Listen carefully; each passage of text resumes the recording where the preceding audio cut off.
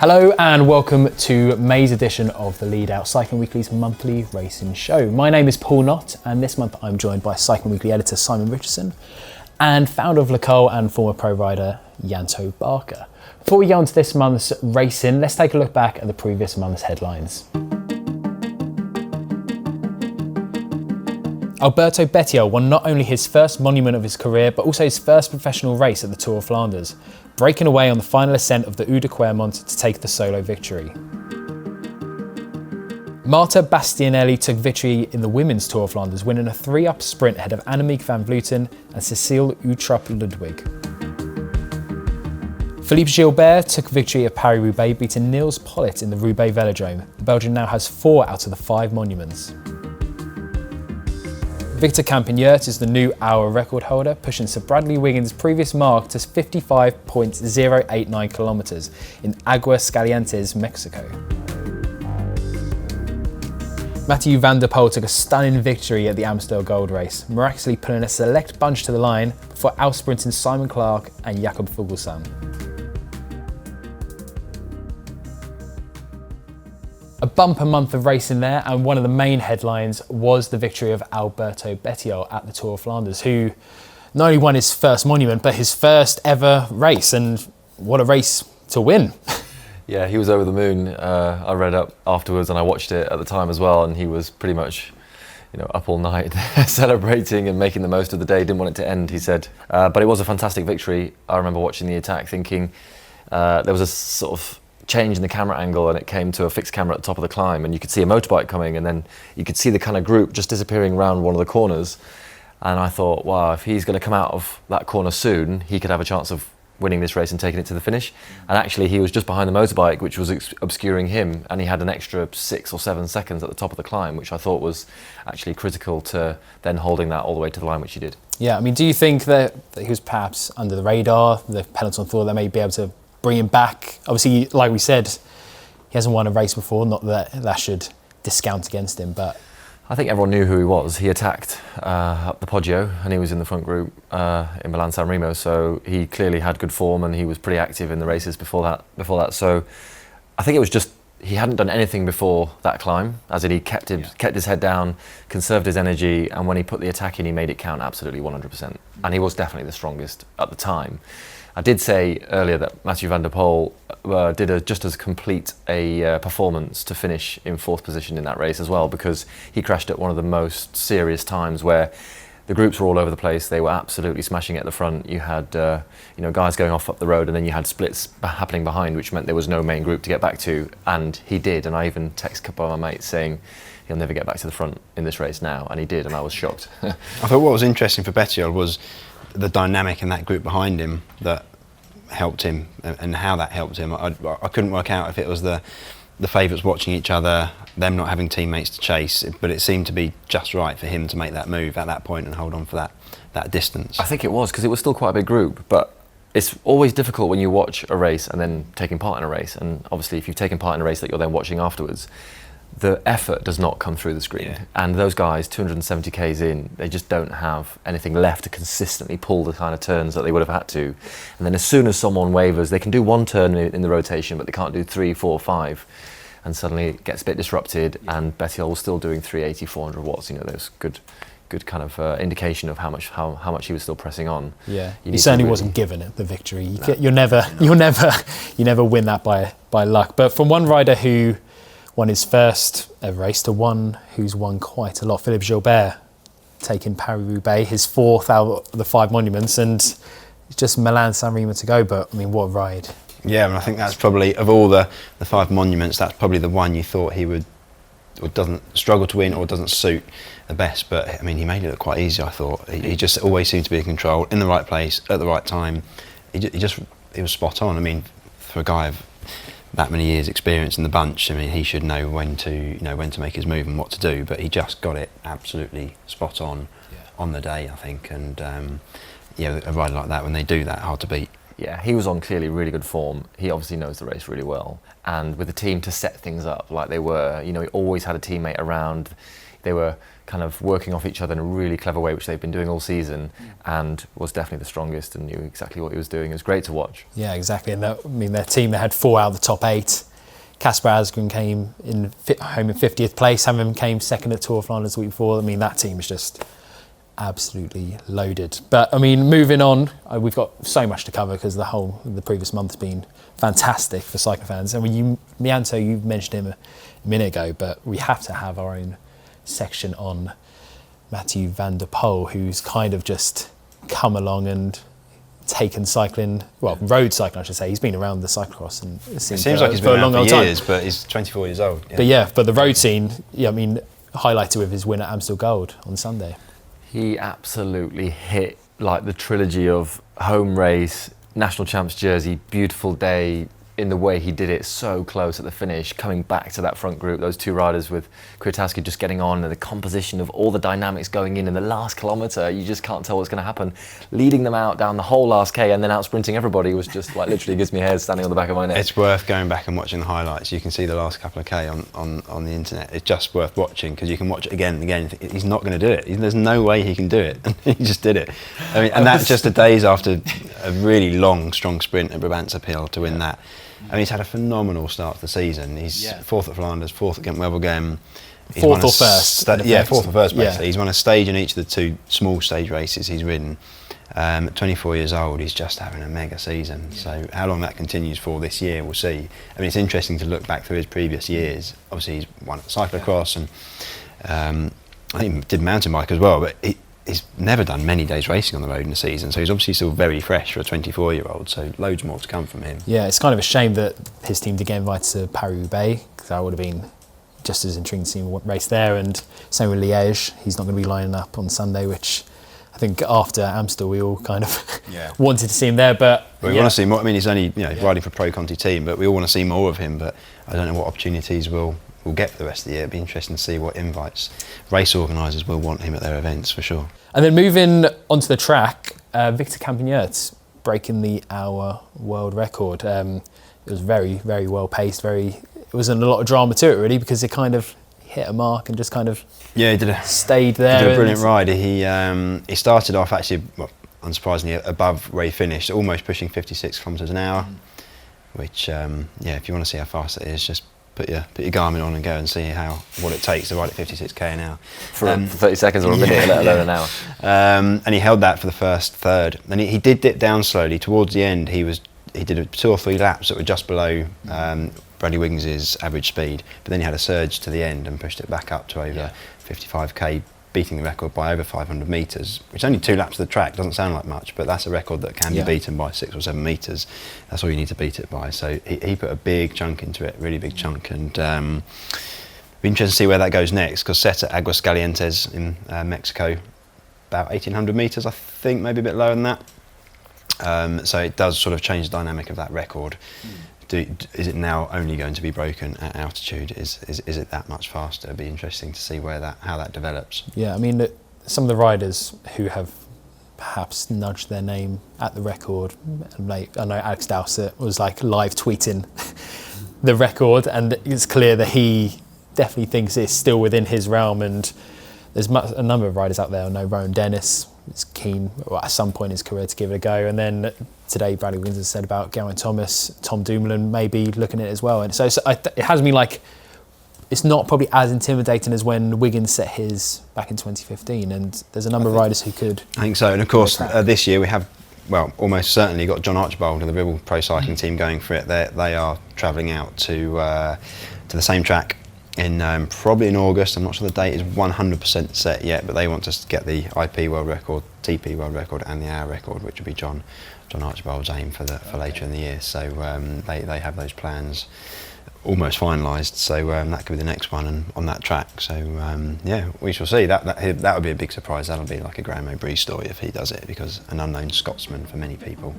Moving on to our 32nd effort for this month, and as you may be aware, later in this episode, we're not going to talk about the Giro d'Italia that much. That's because we have our own special Giro d'Italia preview. However, it doesn't mean you can get away with not putting your name on the line, because the question is, who do you think is going to win the Giro d'Italia and why? So, Yanto, I'll let you lead. And yeah, who do you think is going to win the Giro and why? I think Tom Dumoulin's going to win the Giro because I've been watching his early part of the season. He's kept his head down. He's been solid. I can see he's still got all the class, all the form. You know, you got to remember he finished on the podium of the Tour and the Giro last year and just got pipped to both of them. But I think he'll come back hungrier, stronger, keener to fight for that victory. And like I said, having not brought his form too close to the front, like Roglic has been winning stuff, you know, albeit just by a second, but he's definitely been winning. So I think he'll have timed his form just right. He's very smart and he's going to come away with a victory at the end. Strong. You practiced that one. Strong argument. He's been speaking to his mirror at night and nailed it on the dot. Right, so Simon, who do you think's going to win the Giro and why? I'm going for Primož Roglic because I think he's been the, outside of a stand in the stage race, rider of the year so far, winning the UAE Tour and Tirreno Adriatico. And I think he's been on the rise for the last couple of years now. Very impressive performance at the Tour de France last year. But I also think what's key for his performance in May is the team behind him. I think they're rejuvenated, that team. Yeah. And I think they're 100% behind him. And they're going to be stronger than perhaps any other team. So I think it's Roglic, not by much because it's a field stat, but he'll win. Nice. Well timed. Nice, well timed again as well. So we asked our Cycling Weekly Twitter followers who they thought was going to win. And surprisingly, you two aren't even the first two choices. They had Simon Yates last year. He was so close to win it before it all blew up. He took 35% of our vote. Egan Bernal took 26% of our vote. Tom Dumoulin 22%, and Primož Roglic only got 17%. But this is a sneak preview for our Giro d'Italia preview. We spoke to Chris Froome and asked for his prediction, and obviously he kind of had to be a bit diplomatic and support Egan Bernal, but he did feel as though Primož Roglic could well be the man to beat in Italy this year. Yeah, I mean, obviously we've got Egan in there. It's first real Grand Tour that he's targeting, so quite looking forward to seeing how he's going to cope. Mm-hmm. But I think there's a really strong field going to the Giro d'Italia. I think Tom Dumoulin, Roglic. It's tough. I'd say Roglic would be my choice. On Roglic. Okay. But obviously I'd love to see Egan cross that line first. Moving on to the months racing ahead, and we have one monument to go, Liege-Bastogne-Liege. And who do you think is going to be mixing it at the sharp end? It's a tough one to call, but I mean, once again, for a one-day race, you look at the Koenig Quick-Step team. Bob Jungels there to defend his title, but also Alaphilippe, one of the riders of the year so far, so they'll be up there contesting it with supposedly those two riders, I guess. Got a new finish as well. Yeah, new finish, which is going to change things, I think. The last climber now is about 10 kilometres from the line, and there's a big descent after that one. So bringing the finish back into central Liège, so that'll be interesting. We know Michael Woods is going for it. We spoke to him. That's one of his big aims for the season. So and that would be a great spring campaign for EF if he does well. But looking closer to home, we've also got the Tour de Yorkshire, which is back once again, and it's one of my favourite races of the year. It's set to be another bumper edition as well. Well, if the weather was like this weekend, then it'll be absolutely glorious and full of people watching and cheering. Well, last year, it was absolutely gorgeous last year. We know the Yorkshire crowd are very passionate and they follow the cycling, a really educated group, so no doubt. Obviously, I was up in Yorkshire a couple of weeks ago just having a look at a few bits and pieces, and you know, the terrain and everything is so exciting. There's so much variation that just makes the racing quite active and gives lots of platforms for riders who are, you know, competitive and want to attack the race. So many opportunities. So I'm sure it'll be, again, you know, if the British guys can come away with something like they did and have done in the past, then obviously we want to see as much of that home success as possible. Yeah, of course. No reason why not. And Harry Tanfield took stage one last year, took the overall lead, which I remember being at the finish line and everyone's just assuming there's going to be a sprint finish, and there was just 5 Pro Conti riders who were like, yeah, they're going to be caught. They didn't get caught. Harry Tanfield. I know those 5 Pro Conti riders, and I've raced with them all, and if the World Tour teams knew who they were and what they were able to do, you know, for 20 minute an hour sort of efforts in time trials and stuff, they would have been taking them a lot more seriously.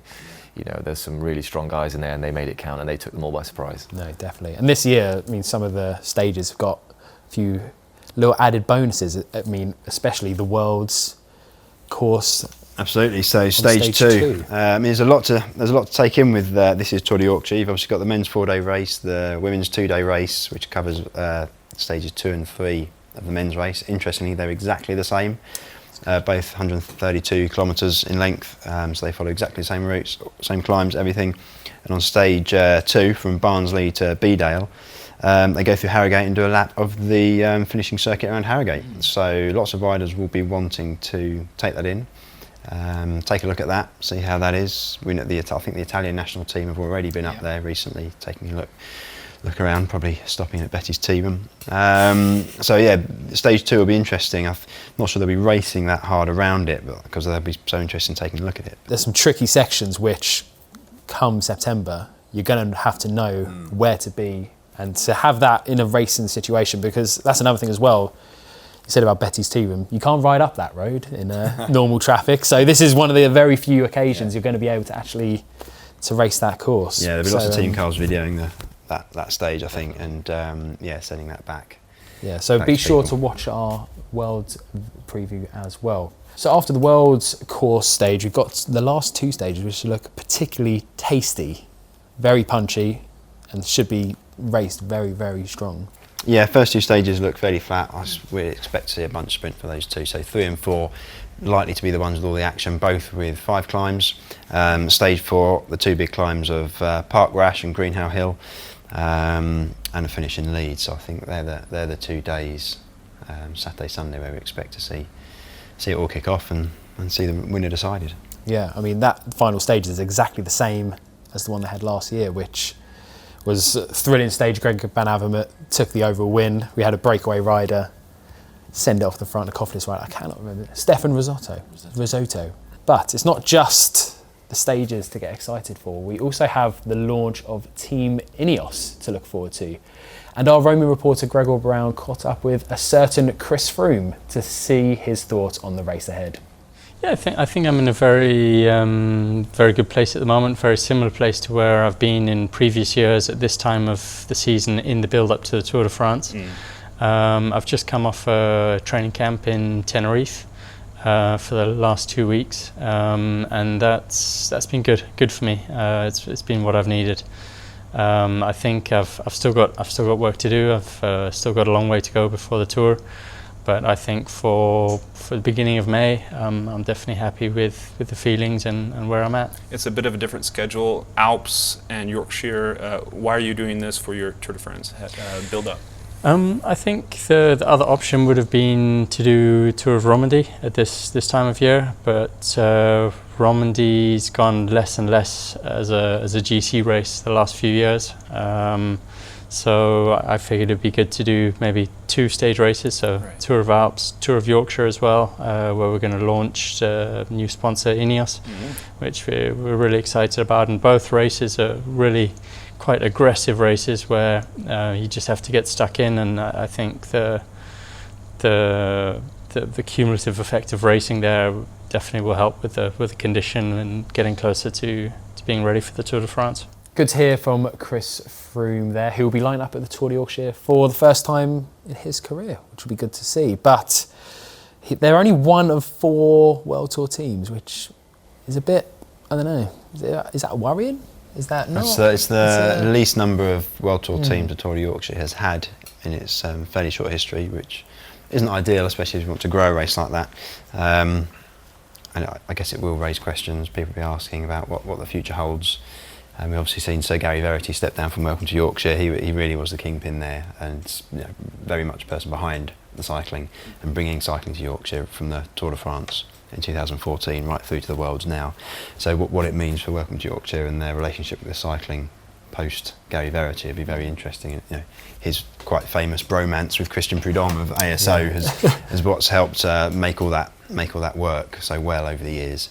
So I think we'll everyone will be looking for clues as to what that means for the future of the races up there. Yeah, I look at it from a riding point of view. Just slightly less World Tour guys to compete with. If you're a UK-based, pro Conti rider or Conti rider, then you've got to make the most of it. Still a prestigious race, and if you could take a win like last year, like Harry Tanfield did, then grab it by both crowds hands. aren't going anywhere. Nah.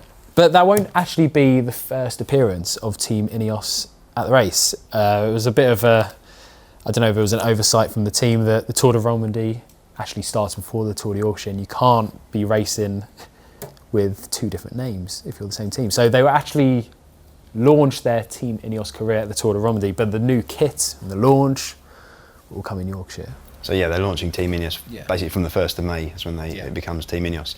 And so naturally, first day of racing Tour de Yorkshire, what they'd forgotten about was Tour Romandie straddling April and May. Exactly. So they're racing a temporary kit in Romandie.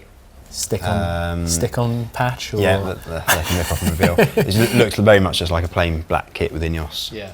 The logo you can see of the company just on the chest. So whether or not it'll change much for the proper kit reveal in Yorkshire, we'll wait and see. But yeah, it's a small oversight. Maybe. Was it an oversight, or like talking from a logistics point of view, as a kit manufacturer, that's the sort of thing that's the first thing I would have been doing.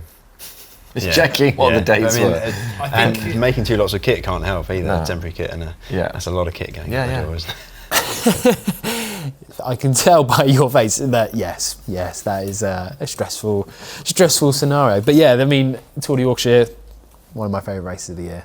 Definitely. Yeah, it's a great event to go to. have. So well supported, really good fun race to be at. Yeah. So no, definitely something to look forward to. To conclude this month's show, we're just finish off. Anything else you want to bring up? There's been a few riders making their mark still. Yeah, I think Sam Bennett, a very successful season so far. Is one of probably the best sprinters so far we've seen. Bunch sprinter. I think with 6 Arguably, wins. Yeah. You got to Continues good come form. up there. What that means for his summer, we don't in Grand Tours. There's a bit of a question mark, isn't there? Yeah, because initially they said that he wasn't going to race the Giro, and obviously they've got Peter Sagan. So if he was going to race the Tour, he would not have a lead out for it. But yeah, obviously he wasn't very happy about that. He won multiple stages at the Giro last year, but Especially Sagan's not really been quite himself No. this start of this year. Just 10% off. we started the show with Alberto Bettiol's first pro win, and we're going to end it with Theo Gegenhardt's first pro win as well, which at the Tour of the Alps. That was fantastic to see him get over the finish line first and get some glory. Yeah, but it's great for him, For him personally, he's won a big pro race and it's been coming, and it's good to see someone, homegrown talent like him just continuing his progression all the way through. He's in a very competitive team, in a very competitive race. You have to take those opportunities. You don't wait for the second one. You've got to take the first one and make it count. So good for him. Yeah, if you want to be in a stage race team at Team Sky /Ineos, you need to be showing you deserve that place, because there's not many free spaces there. There's a lot of good riders. So yeah, he's did some solid rides last year in many stage races. So now to do a solid ride and grab a win is what he needs to do. Thank you guys. Thank you Yanto. Thank you Simon. And thank you very much for watching this month. And do let us know your predictions for the Giro d'Italia and the Tour de Yorkshire in the comments below. And don't forget to check out our Giro d'Italia preview video. But until next month, we'll see you then.